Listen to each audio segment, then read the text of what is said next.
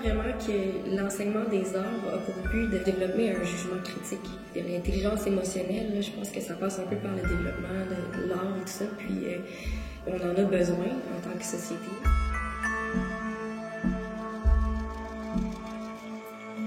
On ne peut pas faire autrement que se dire que oui, tous devraient être en mesure, dès le bas âge, de commencer à s'exprimer par des moyens tout simples comme le dessin.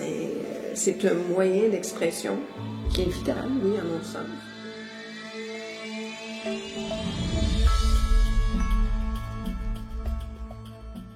Certains ont dit, est-ce que l'école tue la créativité? Comment on peut faire, nous, en tant que prof d'art, pour ne pas rentrer dans ce moule du résultat, de l'excellence, de la note, au final? Comment on fait comme prof d'art pour s'assurer d'être dans le processus créateur? Notre rôle est de donner la place à l'erreur, d'accepter que l'excellence n'est pas dans les épreuves finales, mais dans la réflexion. La recherche. Oui, le processus. On dit souvent, c'est pas grave, vous êtes là, vous apprenez.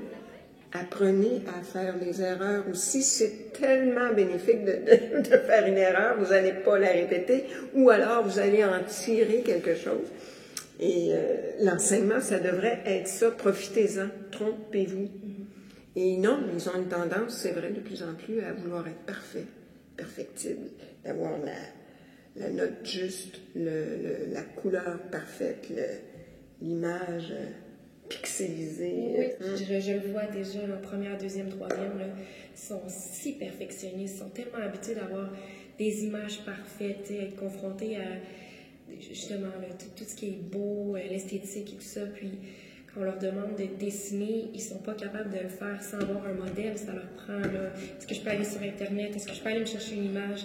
J'ai rien contre d'aller chercher, mais c'est qu'on sent que l'imaginaire et la créativité devient de plus en plus difficile. C'est entièrement vrai qu'un enfant qui passe une demi-heure par semaine ou par 2 semaines dans un atelier dit de création n'est pas en train d'apprendre le processus créatif, il est en train de juger ou évaluer ses capacités d'arriver à un résultat qui va être soit imposé, suggéré ou intériorisé par lui-même. Mais au bout de la ligne, ce qu'on voudrait, c'est que toutes ces matières et toutes ces façons d'apprentissage soient ouvertes à un processus de création. L'entonnoir est qu'au début, il y a très peu de temps et on croit qu'en se perfectionnant vers le 2e, 3e cycle universitaire qu'on va devenir artiste, c'est là où le temps ouvre. Quand des fois, on pourrait espérer une pyramide inverse, où est-ce qu'il y aurait beaucoup plus de temps jeune à la créativité et au processus créatif d'intégration qui permettrait à faire des choix beaucoup plus justifiés quand on fait des choix de carrière haute pour arriver à comprendre c'est quoi le temps. J'ai participé à la révision du programme collégial il y a quelques années, ça fait pas si longtemps que ça, c'était en 2012, oui. La priorité, c'était l'enseignement du dessin. Revenir à l'enseignement du dessin, c'est ce qu'on nous demandait. Quel bonheur! Et on ne pouvait pas faire autrement que d'être d'accord avec ça, parce que le dessin, c'est quoi? C'est l'essence de tout. C'est par là que passe l'idée, c'est par là qu'on va énoncer souvent un premier concept, une première approche. C'est en gribouillant sur le bout d'une table.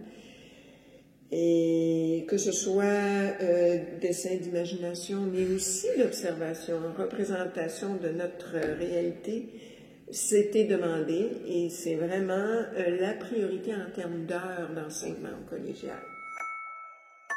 38 ans d'enseignement de carrière, 38 ans d'enseigner le dessin. J'ai commencé à enseigner le dessin en 1980 et j'enseigne jusqu'à cette année. Je viens de terminer une exposition qui était 50 ans de dessin à l'Université Concordia à la Fondation Molinari. 50 ans de professeurs et d'étudiants, 120 quelques dessins avec 28 artistes. Ça a été l'exposition la plus fréquentée de l'histoire de la Fondation Molinari par le grand public. Les gens sont venus en quantité pour regarder des dessins. Fait que oui, c'est essentiel, c'est reconnu comme étant, c'est pas nous qui l'imposons. Le grand public aime ça, le jeune étudiant qui arrive veut le faire, et c'est toujours actuel et pertinent.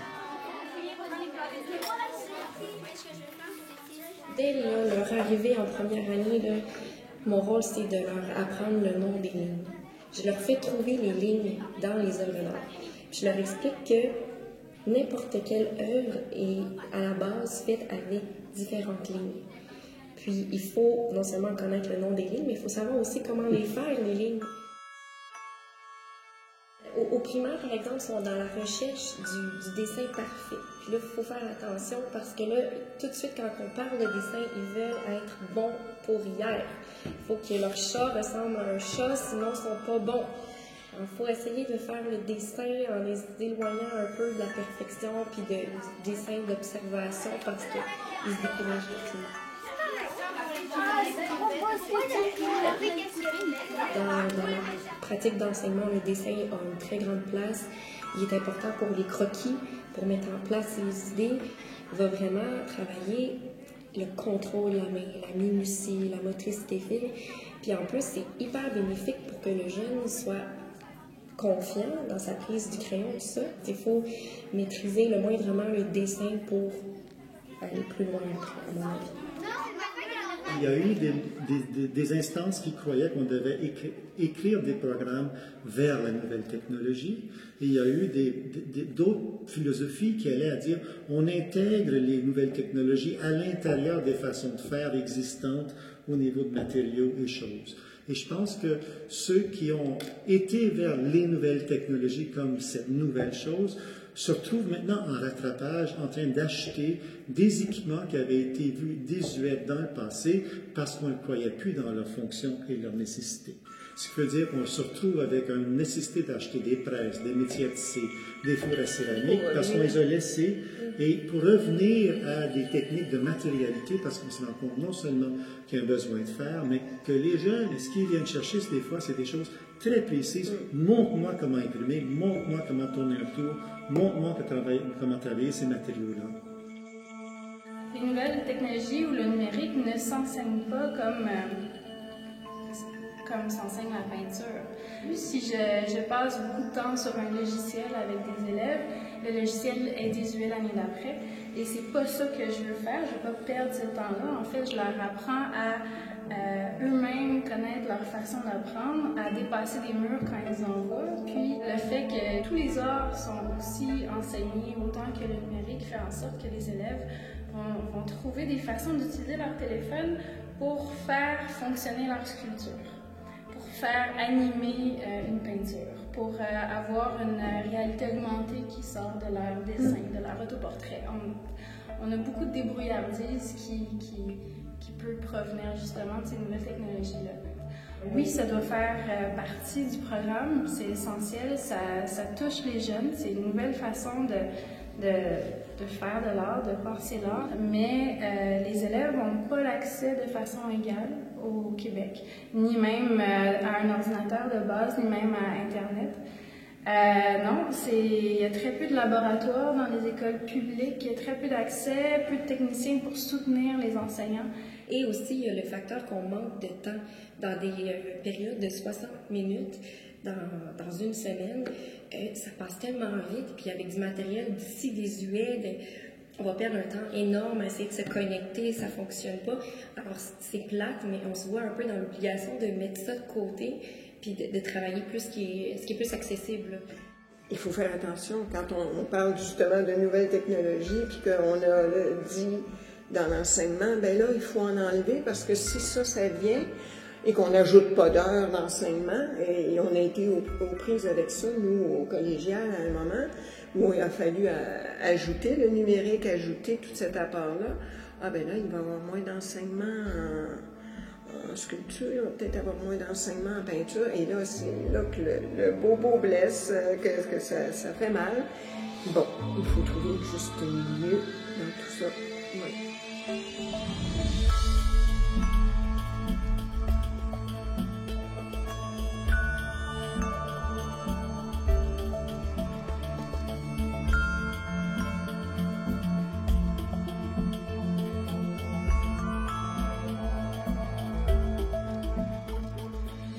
Toutes technologies ont déjà été nouvelles. Il ne faut pas l'oublier. Oui, c'est vrai.